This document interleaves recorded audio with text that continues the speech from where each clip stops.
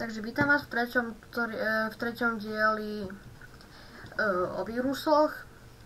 Dnes vás naučím, ako urobiť takú smiešnú troju, ktorá je neškodná, ale môže niekoho vystrašiť, že to je fakt troja a bude to riešiť cez antivír.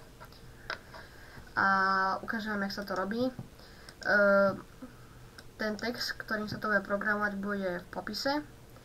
Takže začneme tým, že si otvoríme Notepad, čiže run, Notepad, a sa si nakopírujete tento text. Čiže prvý riadok bude echo, medzera off, druhý riadok bude echo a na medzera, a teraz na vašom PC už je troja, nie pomoci. Zase si môžete, čo chcete, napríklad, že troja, koniec. A tuto pod tým bude pauze, aby sa nestalo to, že keď to otvoríte, okamžite sa vám to zruší. Tuto bude 1, tuto dir, medzera, lomitko s a pod tým ešte bude, že goto, medzera 1. Teraz si to uložíte napríklad na plochu. Napíšete si, čo chcete, napríklad skúška, ale tuto musí byť bodka, bat, enter. Zrušte si to a už tu máme, čiže skúška. Teraz keď to spustíte, tak vám to napíše, že troja koniec. To je toto, čo bolo.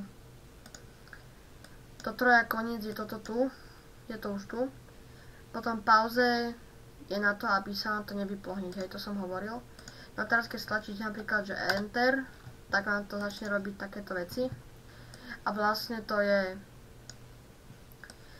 To vám browsuje v C, čiže napríklad tu mám, že C, user FIFO, desktop, Adobe, potom tu je billboard, časopis, grafika, hry, HTML, juvírko, ala foto, videa a ďalšie veci, desktop, Minecraft, Office projekt a proste všetko to prebrowsuje.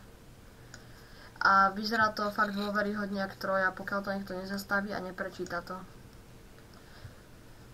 Takže to by bolo pre tento diel asi všetko. Dovidenia.